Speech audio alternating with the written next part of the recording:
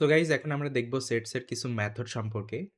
তো এখানে দেখেন আমরা এই মেথডগুলো কিন্তু সব জায়গাতে ইউজ করি। এগুলো হচ্ছে কমন মেথড যেমন লেন, সাম, মিন, ম্যাক্স, সর্টেড। ওকে? আমি এর আগে আপনাদের দেখাইছিলাম। লেন্থ হচ্ছে লেন্থ প্রিন্ট করে দিবে, সাম হচ্ছে সাম করবে, মিন হচ্ছে মিনিমাম ভ্যালু দিবে, ম্যাক্স হচ্ছে ম্যাক্সিমাম ভ্যালু শো করবে যেটা হচ্ছে 7। আর সর্টেড হচ্ছে কাজ কি? এটা সর্ট করবে অ্যাসেন্ডিং অ্যান্ড ডিসেন্ডিং অর্ডারে। তো আমি যদি একটু এক্সিকিউট করি তাহলে দেখেন এটা শো করতেছে। এখন অ্যাপার্ট ফ্রম দ্যাট সেটসের ভিতরে আরও কিছু মেথড আছে যেমন ইউনিয়ন, ওকে, আপডেট এগুলো আছে। তো এগুলো হচ্ছে সেম আমরা এর আগে অপারেশনে যেগুলো করেছিলাম, বাট এখানে আমরা সিম্বল ইউজ করেছিলাম। সেই সেম জিনিসটাই কিন্তু এখানে ফাংশন দিয়ে কিন্তু করা যায়। যেমন আমি যদি এখানে ইউনিয়ন করতে চাই তাহলে এখানে লিখবো S1 ডট ইউনিয়ন S2। তার মানে কি হবে? এখানে দেখেন ইউনিয়ন হয়ে গেল। S1 এর ভিতরে S2 টা ইউনিয়ন হয়ে যাবে। শুধুমাত্র কমন ভ্যালুগুলা থাকবে। ওকে? কোনমাত্র ডুপ্লিকেট ভ্যালু কিন্তু এখানে থাকবে না। ওকে? সেম জিনিস। তার মানে এখানে যেটা পাইপ সিম্বল দিয়ে করছিলাম, এখানে আমরা ফাংশন দিয়ে করলাম। এখন আমরা আপডেট দেখি। আপডেটের কাজ হচ্ছে এটা সেম জিনিসই করবে, ইউনিয়নের কাজ করবে। শুধুমাত্র এখানে আপডেট করে দিবে S1 এর ভিতরে। আমি যদি এক্সিকিউট করি তাহলে দেখেন। এখন দেখেন আমি যদি প্রিন্ট S1 করি তাহলে কিন্তু এটা আপডেট হয়ে গেছে ওর ভিতরে। ওকে? S2 টা কিন্তু ওর ভিতরে আপডেট হয়ে গেছে। ওকে? এটা হচ্ছে আপডেটের কাজ। বাট এখানে কোনো ডুপ্লিকেট ভ্যালু থাকবে না। আর ইন্টারসেকশন আমরা আগেই শিখছিলাম, তাই না? ইন্টারসেকশন মানে কি? ইন্টারসেকশন মানে শুধুমাত্র যেটা কমন সেটা রিটার্ন করবে। তো আমি যদি এক্সিকিউট করি দেখেন ইন্টারসেকশন শুধুমাত্র কমন যেটা রিটার্ন করতেছে। ওকে? 4 অ্যান্ড 5।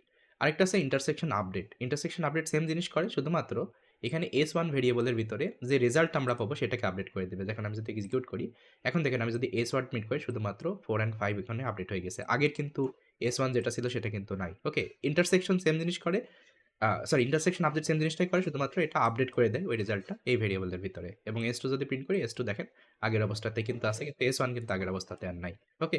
সেম জিনিস, ডিফারেন্স এর আগে আমরা দেখছিলাম ডিফারেন্স। ওকে? শুধুমাত্র ডিফারেন্স এগুলো মানে আপনার ইয়ে থাকবে, ডিফারেন্স থাকবে যেমন এখানে S2 মাইনাস S1 যদি করি, বা S1 মাইনাস টু S2 যদি করি, তার মানে 1 2 3 এখানে মানে এর ভিতরে কিন্তু নাই। তো এটা হচ্ছে আমাদের ডিফারেন্স। তো সেম জিনিসটা এখানে দেখেন হইতেছে। আর ডিফারেন্স আপডেট মানে এটা যে রেজাল্ট আমরা পাবো সেটাকে শুধু S1 এর ভিতরে আপডেট করে দিবে। দেখেন এটা আপডেট হয়ে গেল। তারপরে কি ছিল আমাদের সিমেন্টিক ডিফারেন্স। ওকে? সেম জিনিস। তো আমি রিপিট করতেছি না গাইজ, আমি অলরেডি এক্সপ্লেন করছি। Okay? What is semantic difference and what is semantic difference update. যে রেজাল্টটা পাবো সেটা হচ্ছে S1 এর ভিতরে আপডেট হয়ে যাবে এখানে। ওকে? দেন আমাদের আরেকটা আছে যেটা হচ্ছে is joint is subset and is superset. তো ইজ জয়েন্ট বলতে বোঝায় যে এখানে S1 ইজ জয়েন্ট S2। তার মানে এখানে দেখেন, এখানে কি কোনো কমন ভ্যালু আছে? সাপোজ যেকোনো একটা ভ্যালু যেটা ২ টা সেটের ভিতরে আছে? নাই। সেজন্য এটা কি আসতেছে? এখানে ট্রু আসতেছে। বাট যদি কমন থাকতো, সাপোজ যদি 4 থাকতো তাহলে কিন্তু ট্রু আসতো। ফলস আসতো। ওকে? তো এটা হচ্ছে ইজ জয়েন্ট এর কাজ। যদি কমন না থাকে তাহলে ট্রু আসবে, যদি কমন থাকে তাহলে সরি, কমন না থাকে ট্রু আসবে, যদি কমন থাকে তাহলে ফলস আসবে। ওকে? তো আরেকটা দেখি ইজ সাবসেট। সাবসেট বলতে বোঝায় যে এই যে S2, okay? S2 is subset S1। তার মানে দেখেন S2 কিন্তু S1 এর ভিতরে আছে 3, 4 অ্যান্ড 5। সেজন্য এটা ট্রু আসবে। এটা হচ্ছে সাবসেট। তারপরে দেখি সুপারসেট। দেখেন S1 ইজ সুপারসেট S2। তার মানে S1 এর ভিতরে 3, 4 অ্যান্ড 5 আছে, সেজন্য এটা ট্রু আসতেছে। ওকে? যেটা S2 এর ভিতরেও এখানে আছে।